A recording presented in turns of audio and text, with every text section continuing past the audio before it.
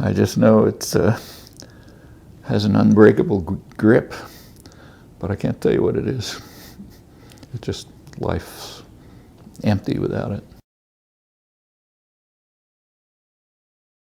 I have to say the people who really impress me when I have a chance to meet them are people whose names nobody will ever hear. So, for example, you know, in southern, well, let me give you a very personal example. A couple of months ago, I learned that extremely poor peasants in southern Colombia, whose lives are being destroyed in part by US-run chemical warfare called fumigation, which destroys their agricultural lands and communities, and in part just by the terror of the Colombian state and the, by now, terror of the guerrillas that they're caught in the middle of. Really miserable people. They just planted a forest in memory of my wife, who died a couple of months ago. And that's one of the most moving things I've ever experienced. I've actually met some of them. I did go down but couldn't do anything for them. I just listened to horrible testimonies. But these are people with real, and they're all over the world, you know, with real human feelings, commitment, concern, suffering beyond what we can imagine, but willing to do something for someone else they've never met. And you find things like that all over the place, here too.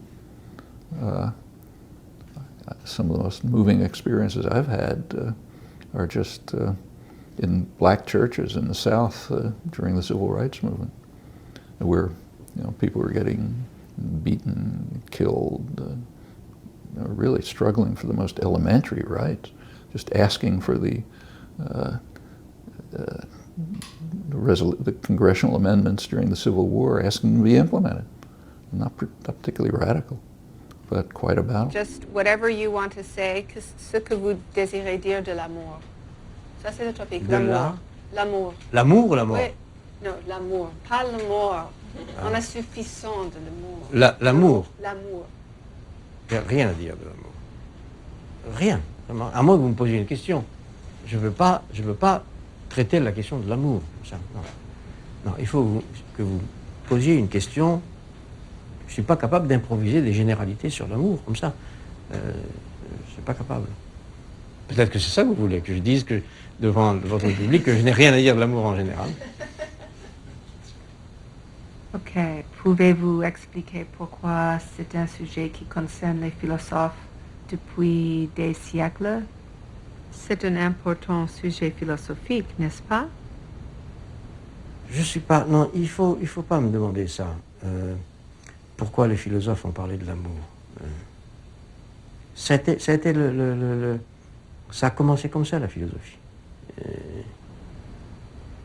Non, c'est pas possible, ça. J'ai la tête vide. Sur l'amour en général, j'ai la tête vide.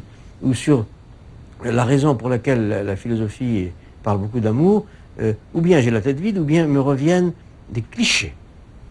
C'est un sujet auquel Platon s'est beaucoup intéressé. Peut-être pouvez-vous en parler? Alors, une première question qu'on pourrait poser, mais là je dévie un peu, c'est la question de la différence entre qui et quoi. Who and what. Est-ce que l'amour est l'amour de quelqu'un ou l'amour de quelque chose? Alors, supposons que j'aime quelqu'un. Est-ce que j'aime quelqu'un pour la singularité absolue de ce que quelqu'un est? J'aime toi parce que tu es toi. Ou bien est-ce que j'aime tes qualités, ta beauté, ton intelligence, bon. Est-ce qu'on aime quelqu'un ou est-ce qu'on aime quelque chose en quelqu'un? La différence entre qui et quoi, au cœur de l'amour, je dirais, au cœur de l'amour, partage le cœur. Est-ce que le mouvement de mon... On dit souvent l'amour est un mouvement du cœur. Est-ce que le mouvement de mon cœur aime quelqu'un, c'est-à-dire une singularité absolue, ou bien aime la façon dont ce quelqu'un est? On est souvent... L'amour commence par un mouvement de séduction. On est attiré parce que l'autre est ceci ou cela, comme ceci ou comme cela. Et inversement, l'amour est déçu et il meurt quand on en vient à se dire, au fond, cette personne ne méritait pas cet amour, en tout cas n'était pas aussi, alors ceci, cela que je croyais. Et à ce moment-là, la mort de l'amour fait apparaître qu'on aimait l'autre, non pas parce qu'il était l'autre, mais parce qu'il était ainsi ou ainsi ou ainsi. Donc on aimait quelque chose plutôt que quelqu'un. Ce qui veut dire que l'histoire de l'amour est en quelque sorte, au cœur de l'amour, divisée entre le qui et le quoi. Alors, la question de l'être, revenons à la philosophie, la question de l'être, puisque la première question philosophique, c'était qu'est-ce que c'est l'être, qui esti. La philosophia commence par une question au sujet de l'essence de l'être. Donc la question de l'être se divise ici déjà entre qui et quoi. Est-ce que être, c'est quelqu'un ou quelque chose? Et ça, j'en parle de façon un peu abstraite, mais je crois que quiconque, c'est-à-dire tout le monde, en vient à aimer, commencer à aimer, finir d'aimer, est pris dans ce dilemme entre qui et quoi. On voudrait être fidèle à quelqu'un, singulièrement, irremplaçablement, et on s'aperçoit que ce quelqu'un n'est pas ce que. Il n'a pas les qualités, les propriétés, la définition, l'image que je croyais aimer. Et donc la fidélité se trouve menacée par une différence entre qui et quoi. Entre qui et quoi, voilà. Love has always hurt, but as a cultural sociologist, I'm mostly interested in how it hurts differently. So if a courtly knight in the 12th century, talked about his pain as something that was sometimes even delightful and pleasurable, it was because pain could be recycled, so to speak, into the idea that the self, the masculine self, was enlarged, aggrandized, strengthened by his capacity of suffering. Now today we don't live in a culture, secular culture is one that does not deal well with suffering, in the sense that there is no place, there is no room for suffering. In contradistinction to Christian cultures, in which there is a lot to do with suffering. You can recycle it in all kinds of positive ways. In utilitarian cultures, where you should strive for pleasure, suffering is not of much use. And in addition, people who suffer today suffer in a different way because it is their sense of worth that is deeply affected when they suffer in love. So they're not going through some rituals of suffering to prove their character to themselves, as in the past. This was one of the functions of romantic suffering. It was to prove to yourself your character.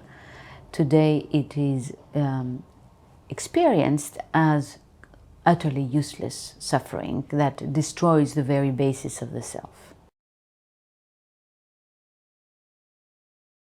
Sociologists, well, are sometimes not that different from psychologists, in that both psychologists and sociologists are looking for patterns, and they are looking for causes that are unconscious to why we are hurting.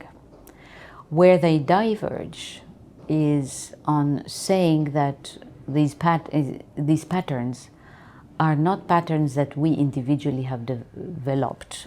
They're not located in the private history of our family, but they are patterns that are produced by collective forces, such as the profound legal and economic changes that have affected women's and men's lives in modern societies.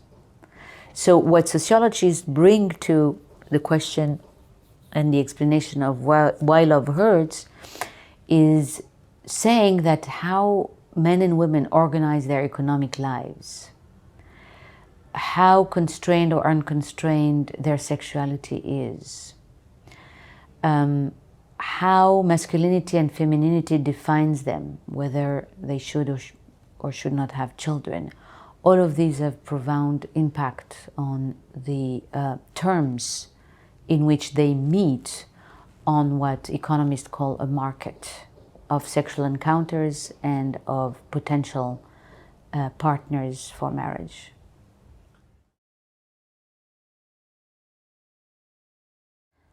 Sexual attraction, beauty was always talked about. What is more new about it is the fact that it is now an intrinsic and legitimate part and very conscious, highly conscious and reflected about part of mate selection. It is the fact that sexual attractiveness and sexiness in itself orient relationships very strongly towards the question of the sexuality, both of the person and the encounter. That's what sexiness says, that it is a person who, whether this person is sexually attractive to me, but also whether this person likes or is oriented towards sex. So again, that is obviously new in light of the fact that historically sex was not a legitimate way of choosing partners. Then what is interesting is that if it is legitimate, then it means it can disturb or interfere with other modes of choosing a partner, such as choosing them for their good character or for their intelligence. So when sexiness becomes legitimate, it makes those evaluations much more complex. And so it makes different logics run in the question of how to choose and what to choose. And it turns out we have conflicting desires. We're made of conflicting drives. And we are trying to hold all of them together. And the question is whether that is possible. So what we have lost in a way is the capacity to hierarchize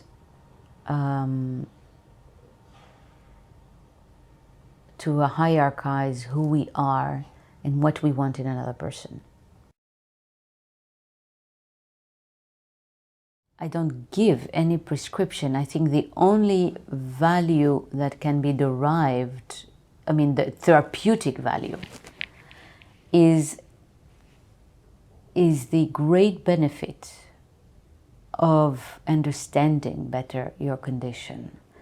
And we often think of healing ourselves as being a set of things we have to do, a new set of behaviors or modes of thought that we have to adopt to make us happier. Actually, I think that what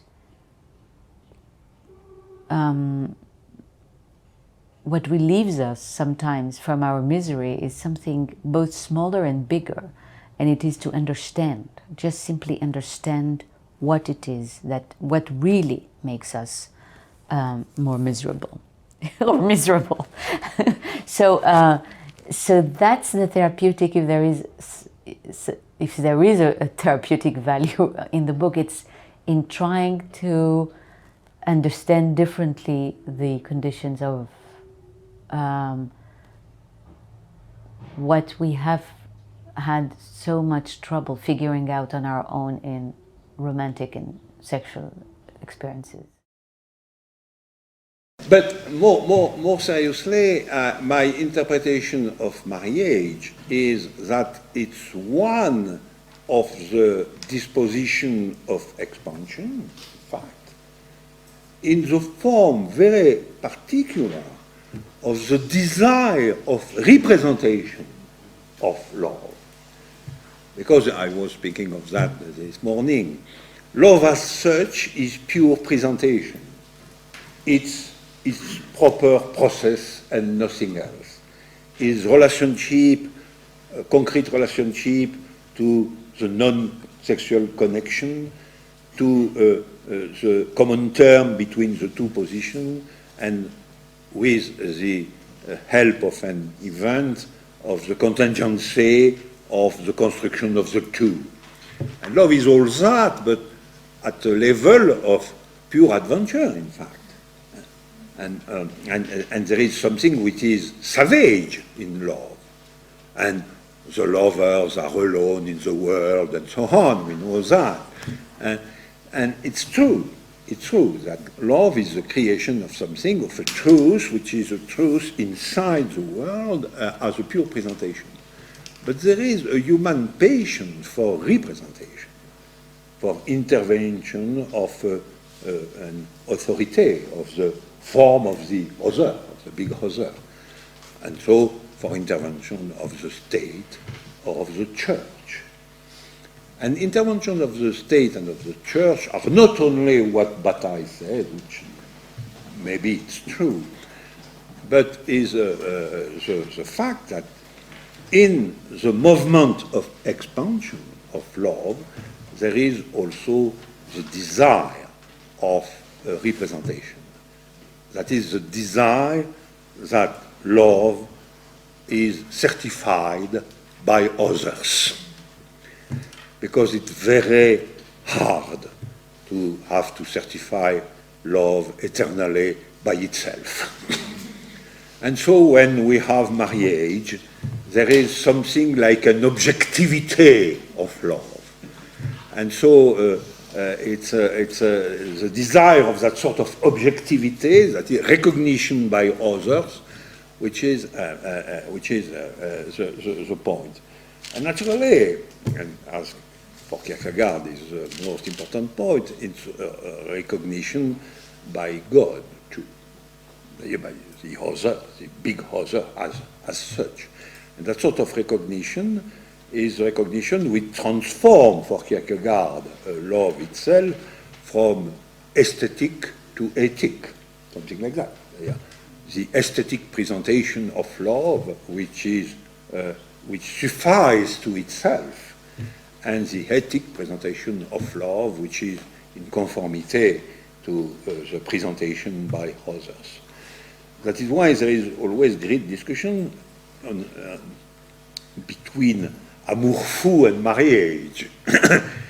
Amour fou is on the side of pure presentation and contingency also, because in Najda and other texts, Breton is a great writer of pure contingency of the love event. It's really something like a terrible surprise. In the street, you see a woman, and something is like a burning of your heart, and so on.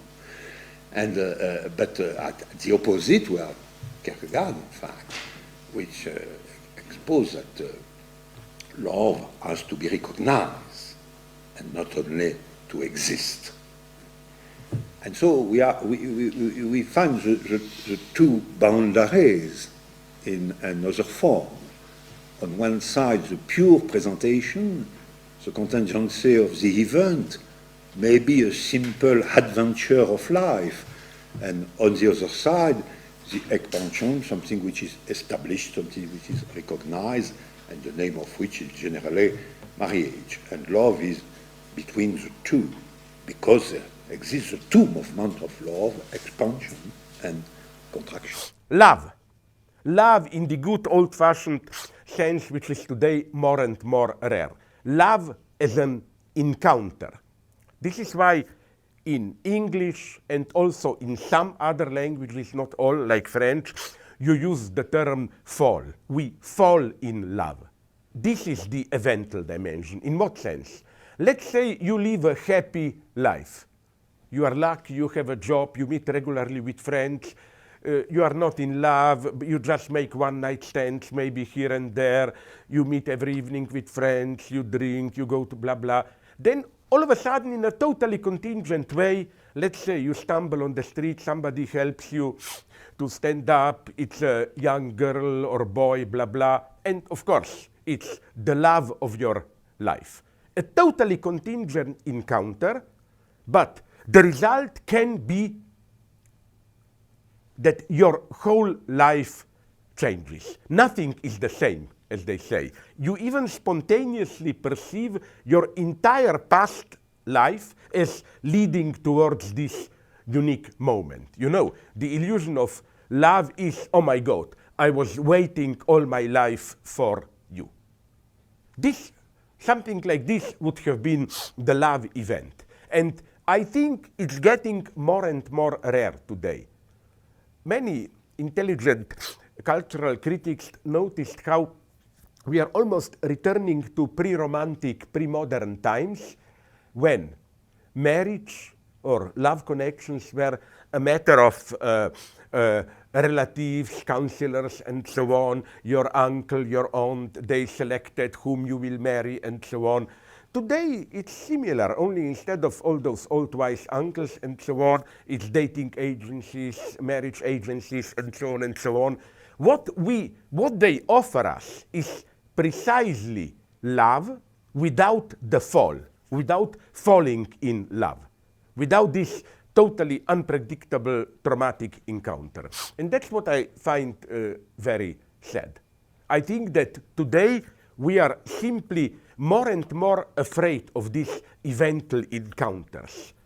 You encounter something which is totally contingent, but the result of it, if you accept it as an event, is that your entire life changes. It's a different story.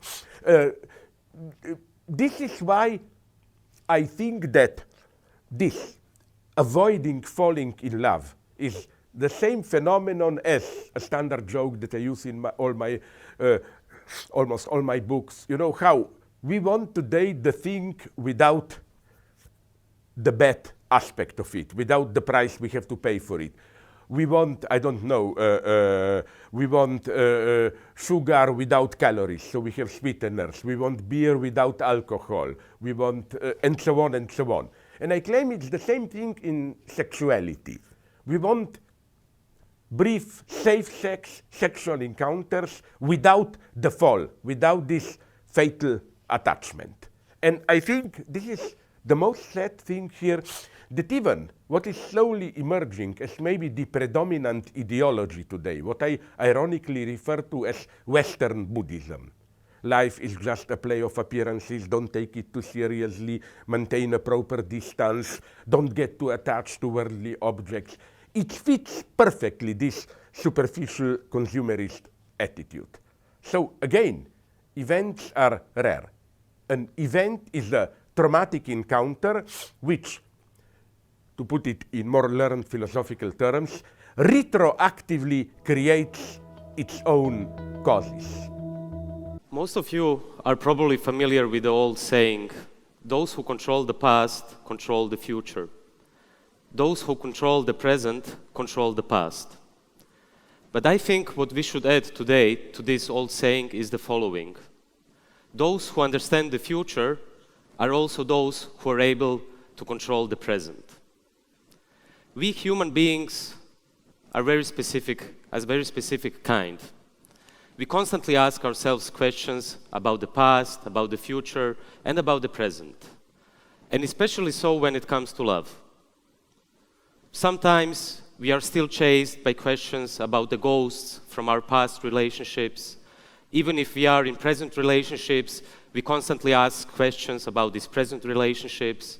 And even if we are happy in relationships, or if we don't have relationships, we always pose the old question again and again, which is the one, will I find love in the future? What I think we should do today is to pose a different question. And this different question is the following one. Not will I find love in the future, but how will love look like in the future?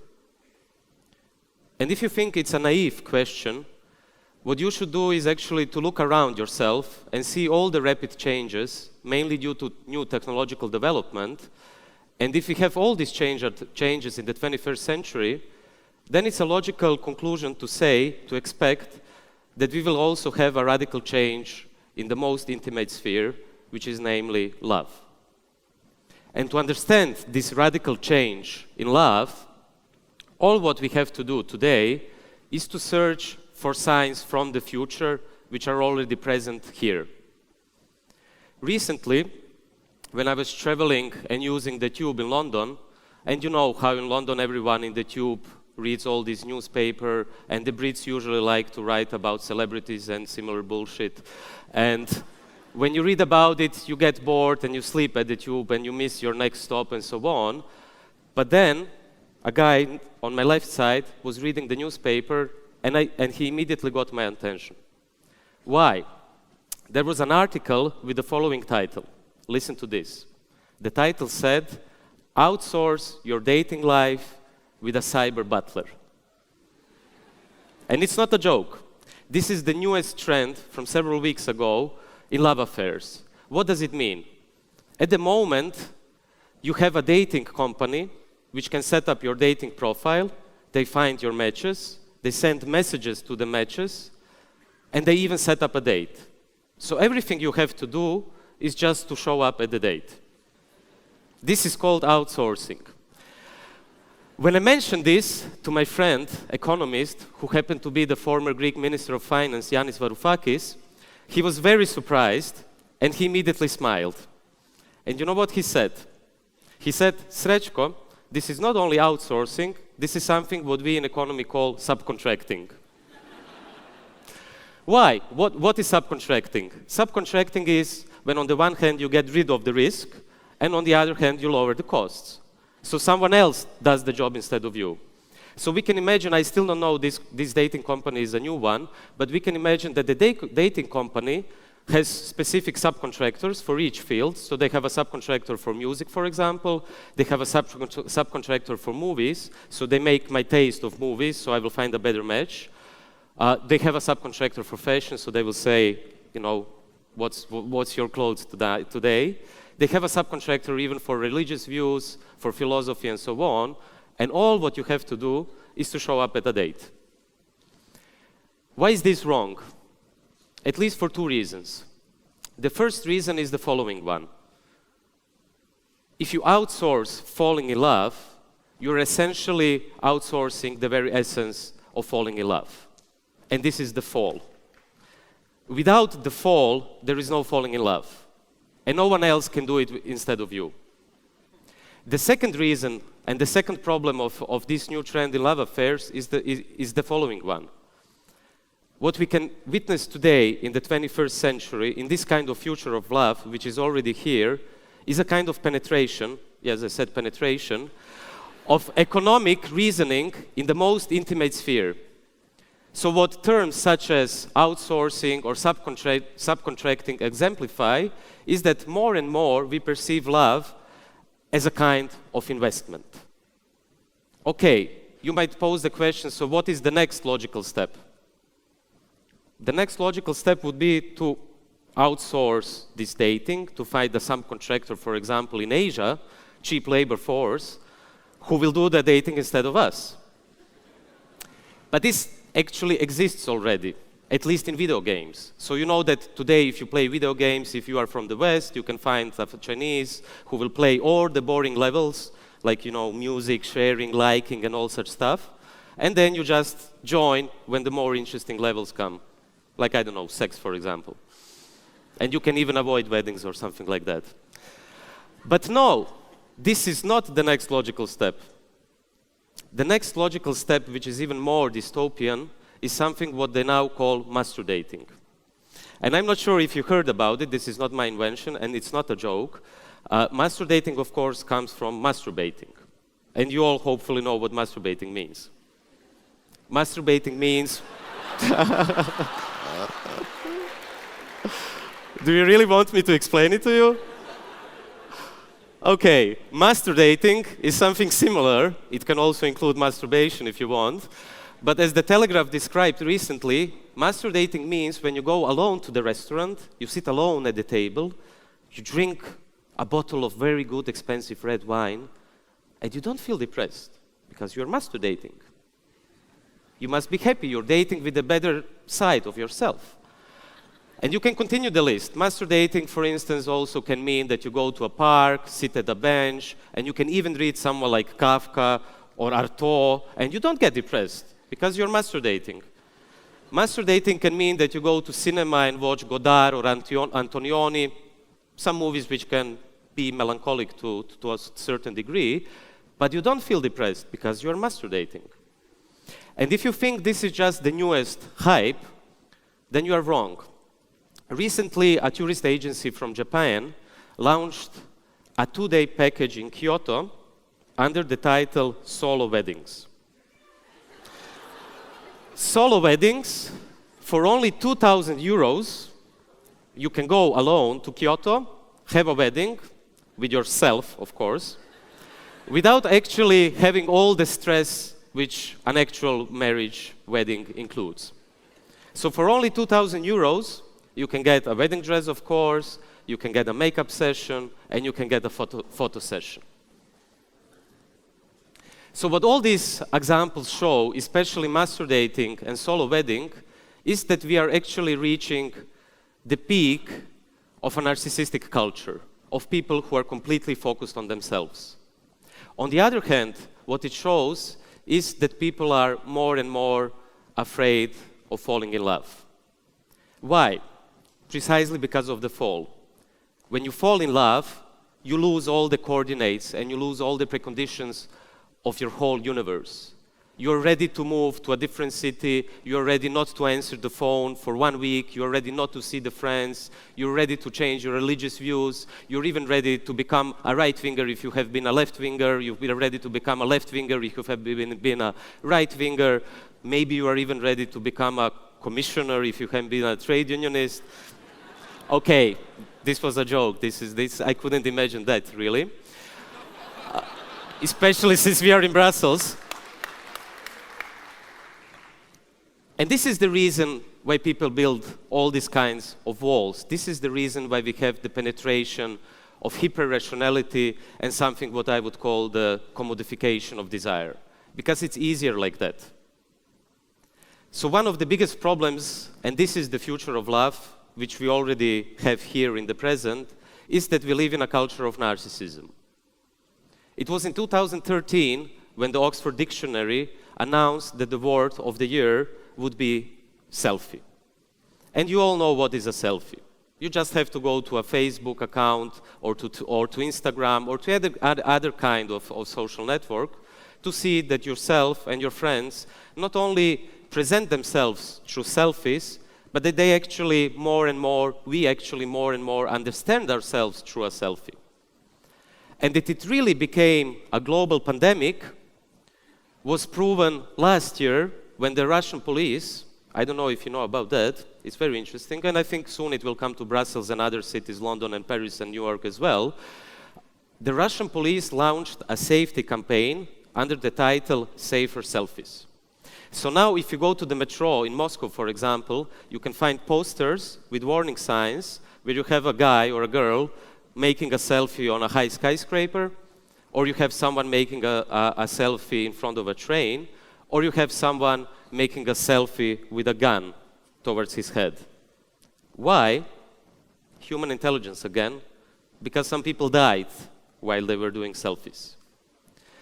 And you know, I think this is the biggest threat for love. It's narcissism. And you all probably remember the old story of Narcissus. You know what happened to him in the end? He died. Why did he die? He died because he has fallen in love with himself.